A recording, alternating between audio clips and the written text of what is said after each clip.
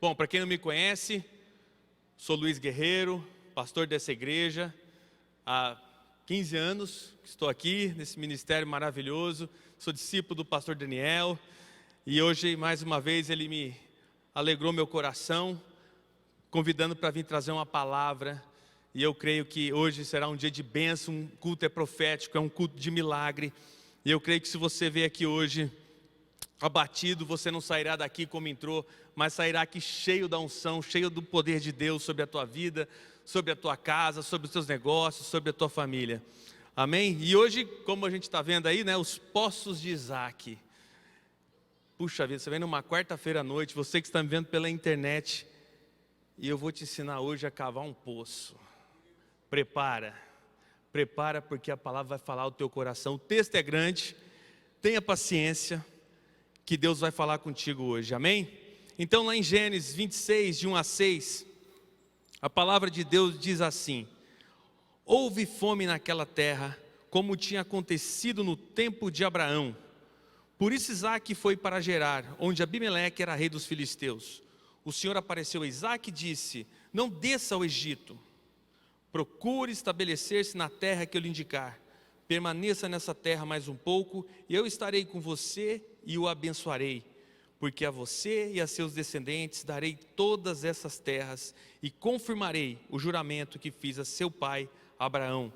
Tornarei seus descendentes tão numerosos como as estrelas do céu, e lhes darei todas essas terras. E por meio da sua descendência, todos os povos da terra serão abençoados. Porque Abraão me obedeceu e guardou meus preceitos, meus mandamentos, meus decretos e minhas leis. Assim Isaac ficou em Gerar. Agora do versículo 12 em diante, a Bíblia diz assim: Isaac formou lavoura naquela terra, e no mesmo ano colheu a 100 por 1, glória a Deus. Porque o Senhor o abençoou. O homem enriqueceu, e a sua riqueza continuou a aumentar, até que ficou riquíssimo. Possuía tantos rebanhos e servos que os filisteus o invejavam. Estes taparam todos os poços que os servos de Abraão, pai de Isaac, tinham cavado na sua época, enchendo-os de terra. Então Abimeleque pediu a Isaac: sai da nossa terra, pois já és poderoso demais para nós. Por isso Isaac mudou-se de lá, acampou no vale de Gerar e ali se estabeleceu.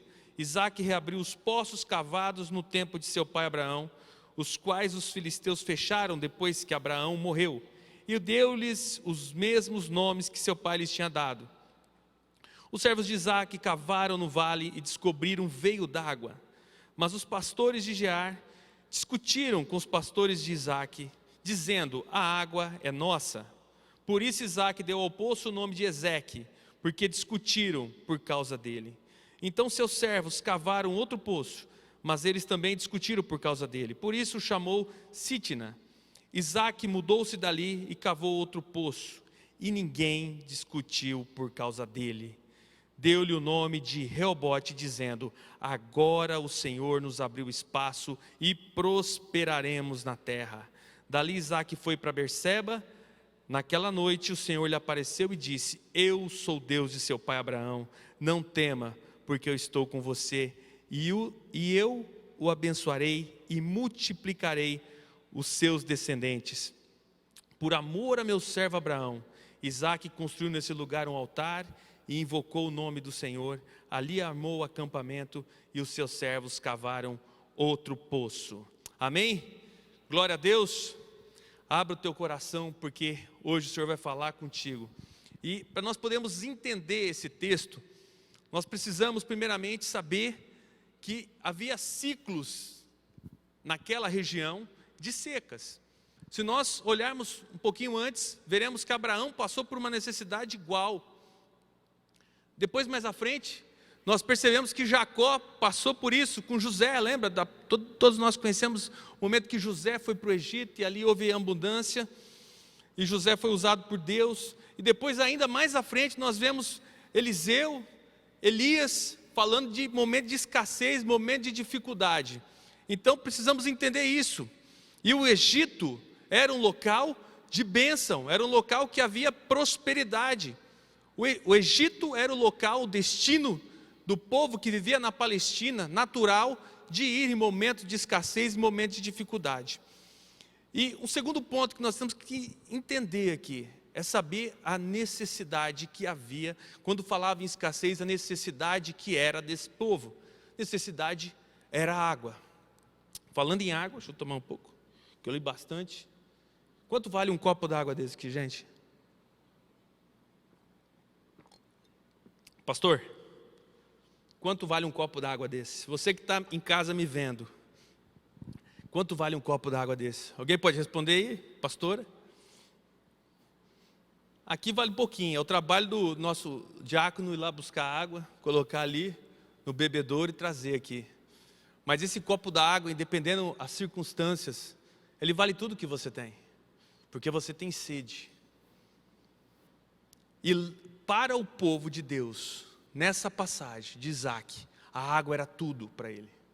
A água era a sobrevivência de Isaac, a sobrevivência da sua família, a sobrevivência do seu gado. Algo tremendo isso. E talvez você esteja perguntando, mas o que eu tenho a ver? Porque a promessa é para o povo judeu, a bênção foi para Abraão, a bênção foi para Isaac e para a sua descendência. Eu quero que você lê comigo Gálatas 3, versículo 29, que diz assim: e se sois de Cristo, então sois descendência de Abraão e herdeiro conforme a promessa. Amém?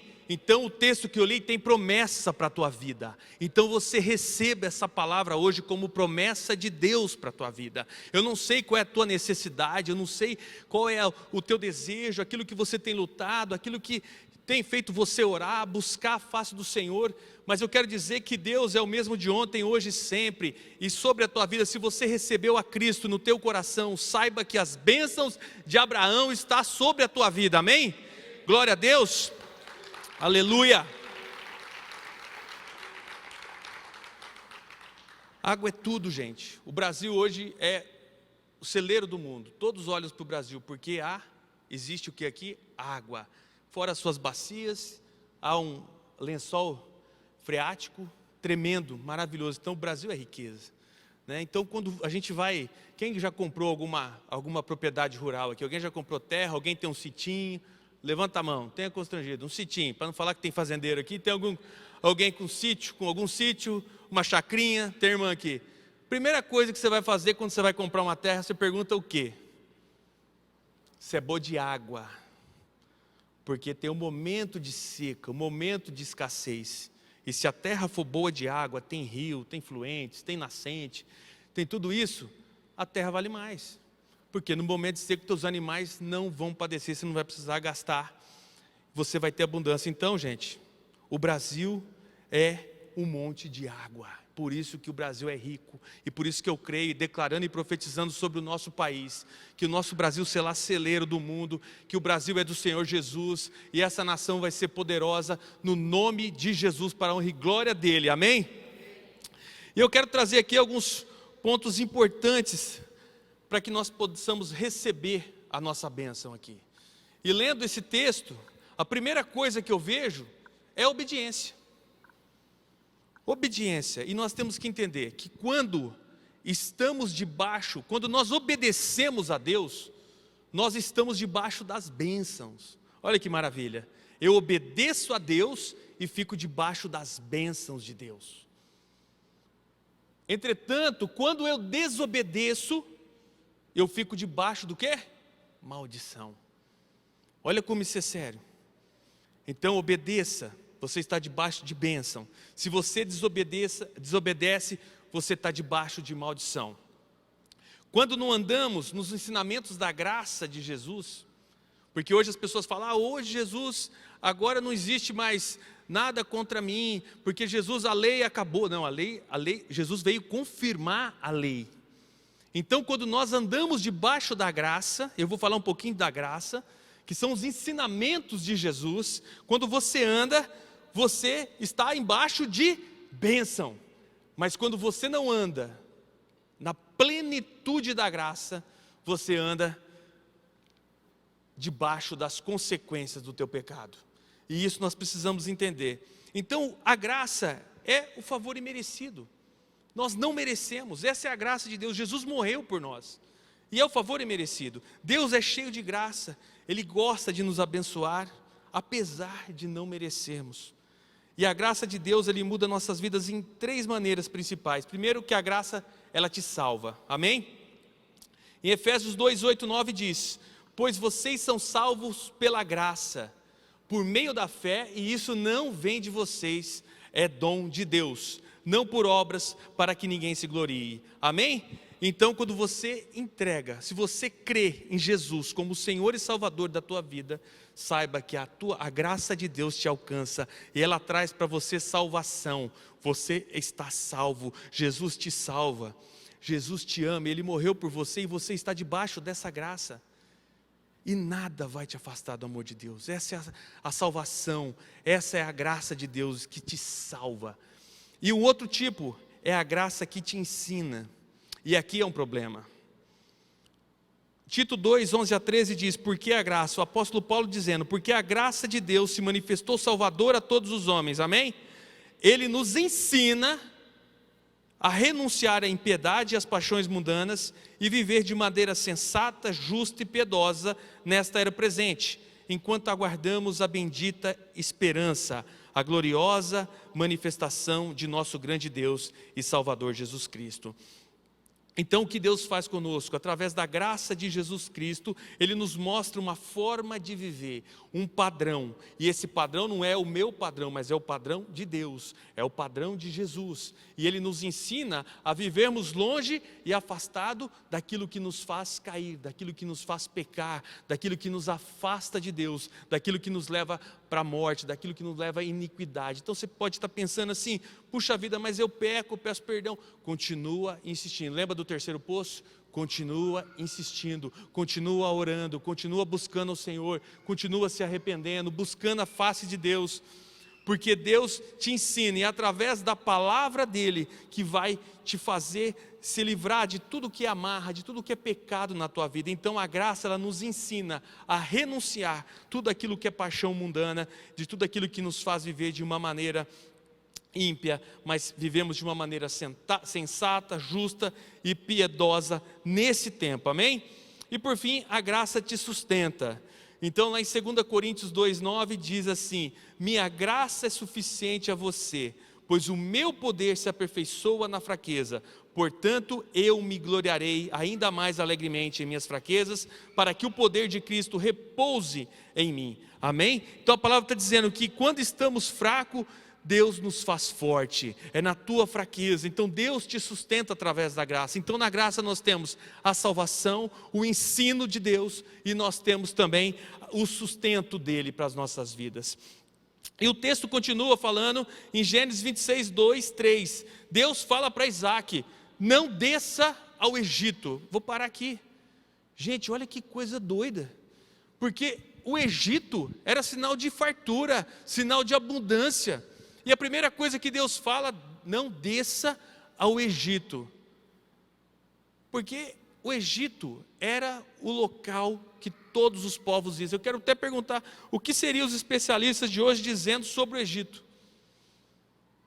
Todo mundo desce para o Egito, porque lá tem água, tem o rio Nilo com sua potente, com as suas águas poderosas, lá não faltará nada. E Deus diz para Isaac: não desça ao Egito, procure estabelecer-se na terra que eu lhe indicar, permaneça nessa terra mais um pouco, e eu estarei com você, e eu o abençoarei.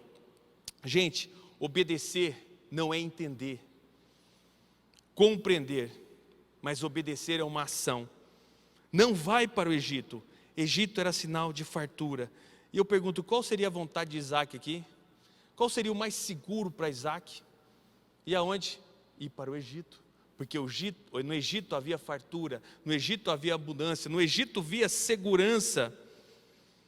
Então, Isaac, a vontade de Isaac era ir para o Egito, mas Deus tinha um propósito. Então, gente, obedecer é melhor que sacrificar, a Bíblia ensina isso. Então obedeça a Deus, vive debaixo da obediência, vive debaixo da palavra de Deus sobre a tua vida, que tem a palavra de Deus como o teu norte, como algo que você, como eu brinco sempre, falei, arroz com feijão, oração e palavra.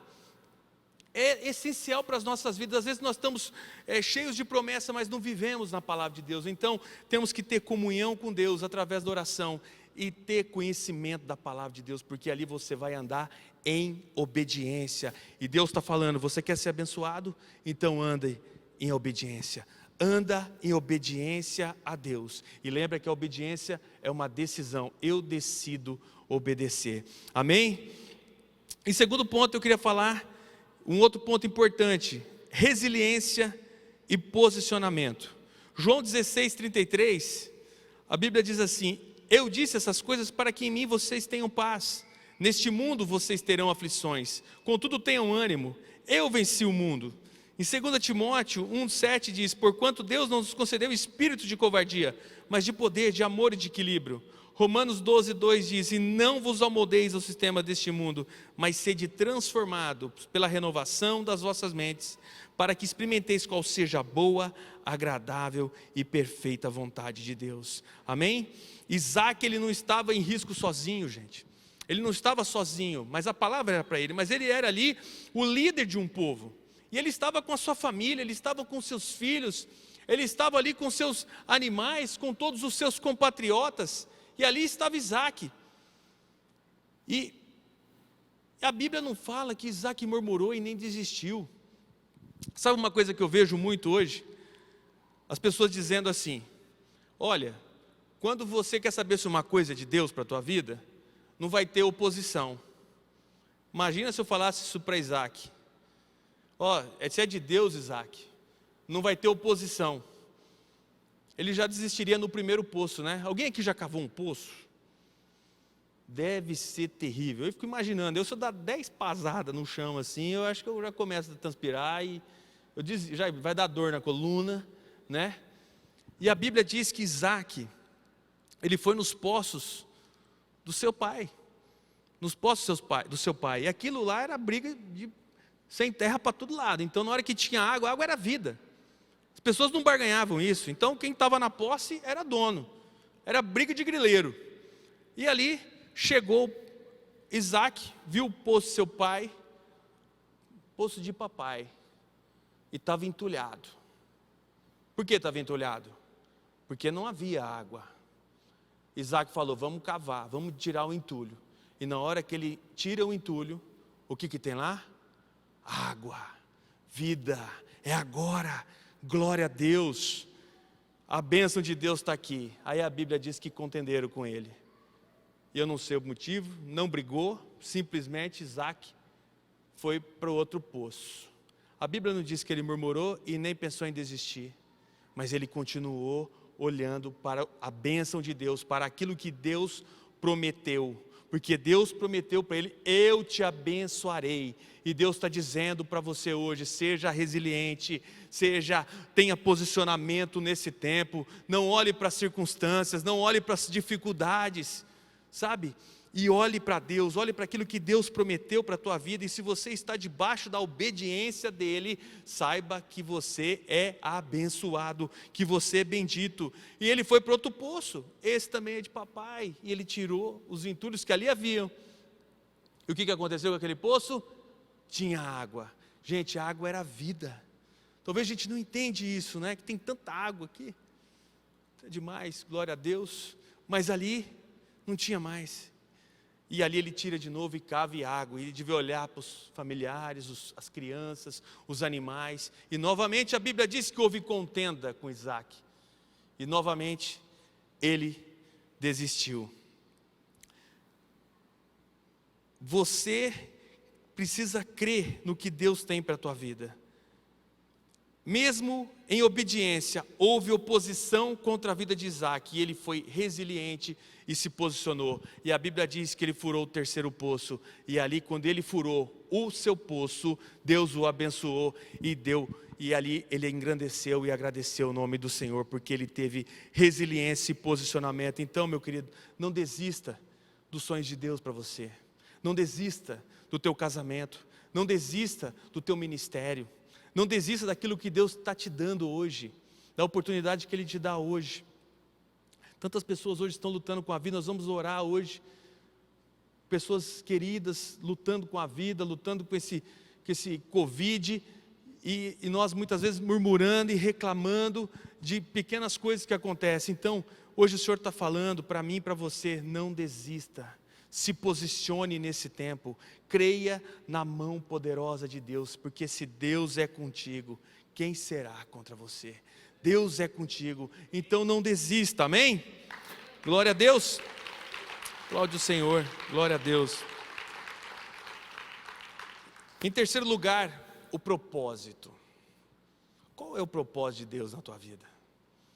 Qual é o teu propósito? A gente começa o ano e pergunta, a gente tem tantos sonhos, tantos desejos, tantas coisas que a gente almeja, no virada do ano lá, fala: esse ano eu vou ler a Bíblia toda, aí depois fica 7 anos sem ler, né? Leia todo dia, a Bíblia é alimento, né? Então essa semana eu vou fazer tal coisa. Mas eu pergunto, qual é o propósito de Deus? Perguntar para Deus: Senhor, qual é o teu propósito na minha vida, Pai? Quero ler um texto com vocês, de Josué 1, de 1 a 5, que Deus fala assim, a palavra de Deus diz assim: depois da morte de Moisés, servo do Senhor, disse o Senhor a Josué, filho de Num, auxiliar de Moisés: meu servo Moisés está morto. Agora, pois, você e todo este povo, preparem-se para atravessar o Jordão e entrar na terra que eu estou para dar aos israelitas. Presta atenção: como prometi a Moisés, todo lugar onde puserem os pés, eu darei a vocês. Amém?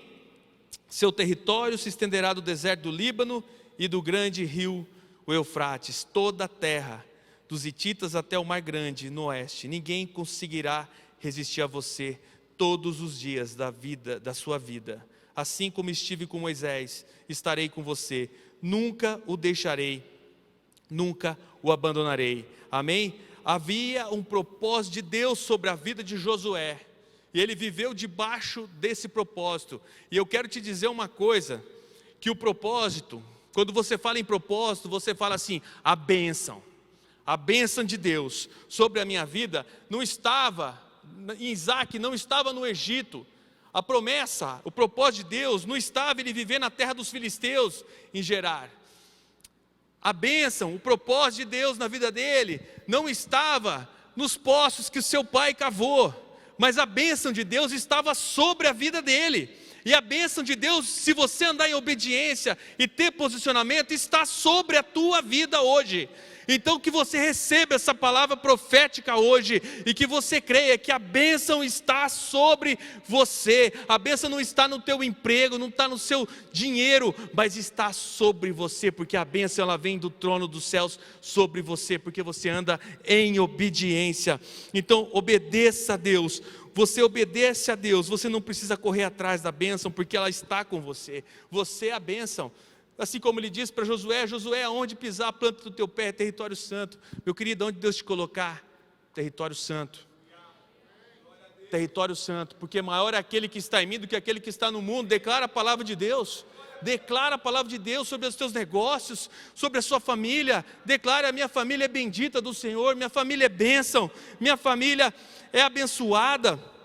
Não é lugar, não é o lugar, não é o território, não são as pessoas, a tua empresa. A bênção está em você, desde que andas em obediência à sua palavra. Abraão entendia isso, gente. É importante falar, Abraão teve um tempo, o pai de Isaac, que ele contendou com Ló, discutiu com Ló, e chegou um momento que ele falou assim: Ló, escolhe o caminho, filho, escolhe o caminho que eu vou do lado oposto.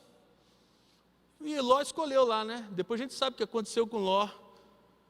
Sodoma, Gomorra, ele escolheu porque as campinas, o lugar mais bonito, e Abraão entendia que aonde ele estivesse, Deus estaria com ele.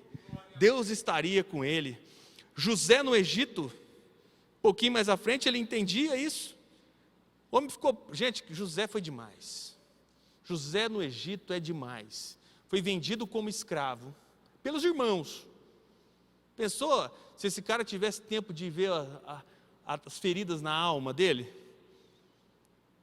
Foi vendido pelos irmãos,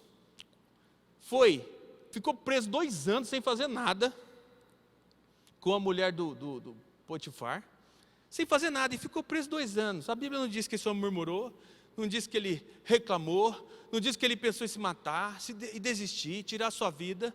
Por quê, gente? Porque José entendia que ele estava debaixo de um propósito, e havia um propósito para ele estar ali, e o coração dele se alegrava com Deus. Ele entendia o que era a graça, o que era o favor imerecido, que ele estava para cumprir um propósito. E quando houve aquela fome toda no Egito, quem veio até ele? Toda a família. Toda a família foi salva, porque no coração dele não havia rancor, porque ele sabia que o lugar para você estar, o lugar que você deve estar, é no centro da vontade de Deus. Esse é o melhor lugar, porque a vontade de Deus para você é boa, perfeita e é agradável. Então houve lutas, evidentemente que houve lutas, mas ele perseverou, porque ele entendia o seu chamado, ele entendia o seu propósito. O apóstolo Paulo entendia o seu chamado, ele entendia o seu propósito, que é o quê? Vou pregar para os gentios, e vou morrer pregando a palavra de Deus, eu vou para a morte. 2 Coríntios 4, Paulo diz que a leve e momentânea dificuldade irá produzir para nós um peso eterno, eterno, gente, não é momentâneo, mas é um prazer eterno de glória, muito excelente. Glória a Deus. Ele entendia o seu chamado. Não tenha medo das adversidades, quando você está cumprindo o seu propósito, gente, não tenha medo. Eu estou cumprindo o meu propósito. Então saiba qual é o propósito de Deus para a tua vida, qual é o chamado que Deus tem para você. Saiba que você vai abençoar as outras pessoas por tabela, porque todo o povo que estava com Isaac, os compatriotas, os seus compatriotas, todos eles foram abençoados, abençoados. Então não tenha medo, não tenha medo se alguém vem outros querendo requerer aquilo que é teu, se vai haver oposição, se alguém quer o teu cliente, se alguém quer teu emprego, se alguém quer difamar a sua honra, alguém quer destruir a sua casa. Saiba que Deus tem um propósito, e que se você viver debaixo de obediência, obediência fala em proteção, obediência fala em cuidado de Deus sobre você, e você ser firme, ter posicionamento diante das lutas e das adversidades, o propósito de Deus irá se cumprir sobre a tua vida, amém? Glória a Deus. E quarto e último lugar, eu quero dizer que Isaac tinha um espírito de gratidão. Em 1 Tessalonicenses 5,18, a palavra de Deus diz: deem graças em todas as circunstâncias, pois esta é a vontade de Deus para vocês em Cristo Jesus. Gênesis 26, 22, Isaac mudou-se dali e cavou outro poço, e ninguém discutiu por causa dele. Deu-lhe o nome de Reobote, dizendo: agora o Senhor nos abriu espaço e prosperaremos na terra. Tenha um coração grato, sabe? E hoje a gente vê pessoas ingratas, né? Você faz tudo certinho, meu amigo, mas você fizer um negocinho errado, já vem aquele pancada, que você já se prepara que vem a pancada, né? Principalmente crente, né? Porque se eu falo que nós somos igual médico. Se você for num consultório ali, e você vê o médico está com roupa branca, mas se ele tiver uma manchinha de sangue, o que você vai olhar? Primeira coisa, a manchinha de sangue. Então nós temos que ser gratos a Deus e ter gratidão para as pessoas que Deus coloca nas nossas vidas. Eu vejo às vezes pessoas muito próximas reclamando: tem um irmãozinho aí. Glória a Deus, porque Deus me chamou para levar esse irmão para o bom caminho, para a palavra de Deus. Então começa a ser usado, seja grato àquilo que Deus tem te dado, seja grato. A ingratidão é algo muito perigoso, então que Deus te derrama gratidão, porque Isaac, gente, depois de furar 2 poços, primeiro de obedecer Deus falando que não era para ir para o Egito, e depois de cavar 2 poços, e no terceiro, muita gente ia falar assim: eu sou fera, eu sou o cara, né? Furei 3 poços, no terceiro poço, está aqui, eu sou persistente. Isaac não, ele disse o seguinte: agora o Senhor nos abriu espaço e prosperaremos na terra. Ser grato a Deus, que Deus derrama gratidão sobre a tua vida, seja grato com aquilo que Deus te deu. A palavra de Deus diz: em tudo dai graça, em tudo dai graças a Deus, amém? E eu queria concluir essa palavra dizendo o seguinte, em Deuteronômio 28, de 1 a 13, é um texto grande, eu vou ler só o primeiro versículo aqui. Se atentamente ouvires a voz do Senhor teu Deus, tendo cuidado de guardar todos os seus mandamentos, que hoje te ordeno, o Senhor teu Deus te exaltará sobre todas as nações da terra.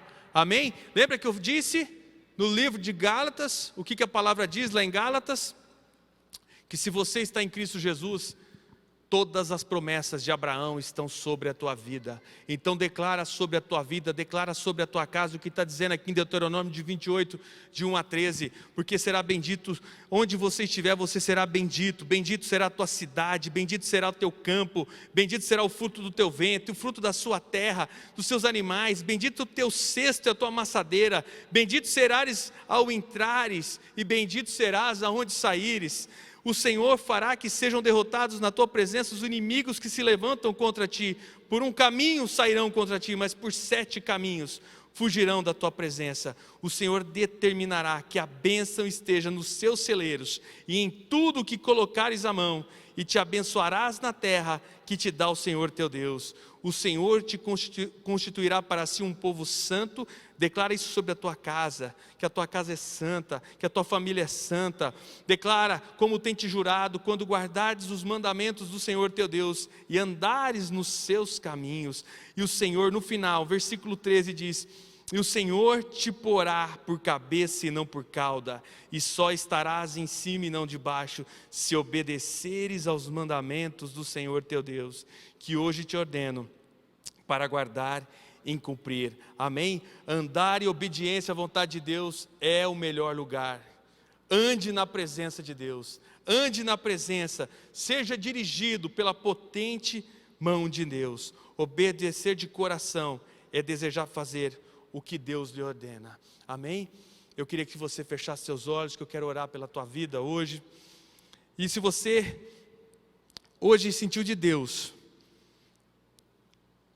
você que entrou aqui hoje e nunca teve oportunidade, quando eu falei de graça, a graça maravilhosa de Jesus, ela nos alcança quando entregamos nossa vida a Ele.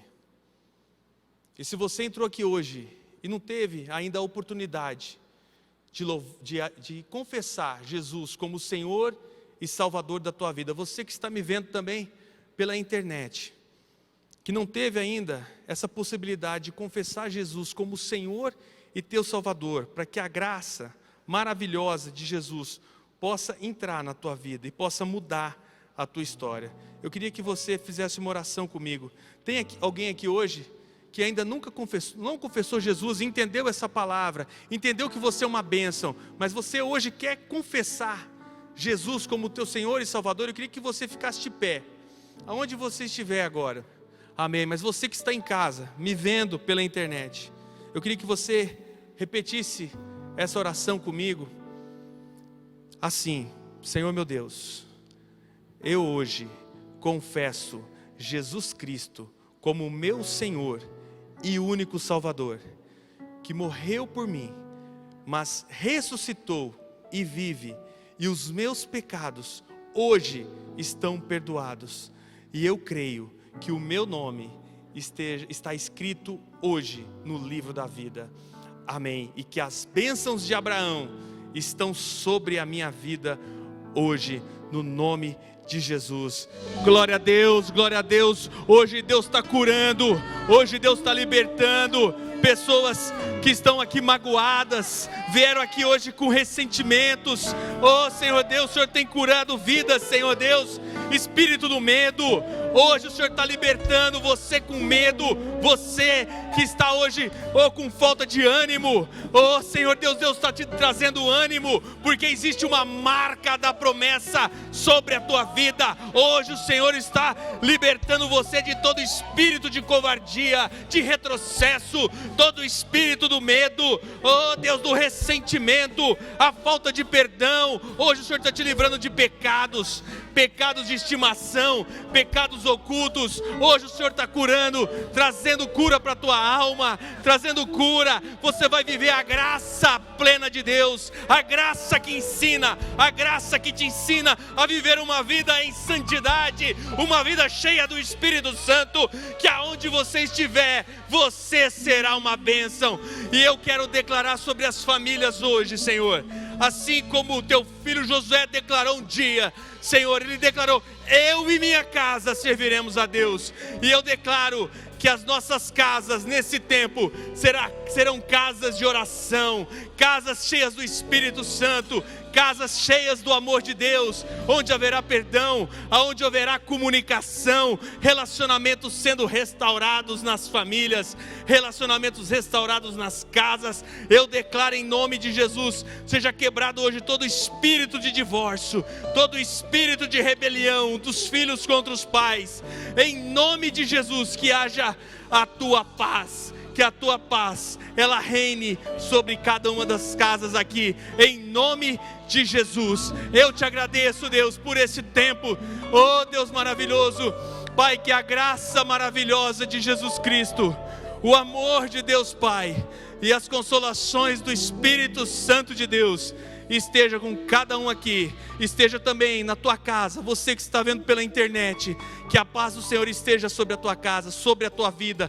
sobre a tua família. Eu quero declarar em nome de Jesus que a tua casa, a tua família é bendita, que os planos do Senhor para você não serão frustrados. Vive obediência, seja resiliente, e que o propósito de Deus irá se cumprir na tua vida, porque você tem a marca da promessa. Amém? Glória a Deus, aleluia!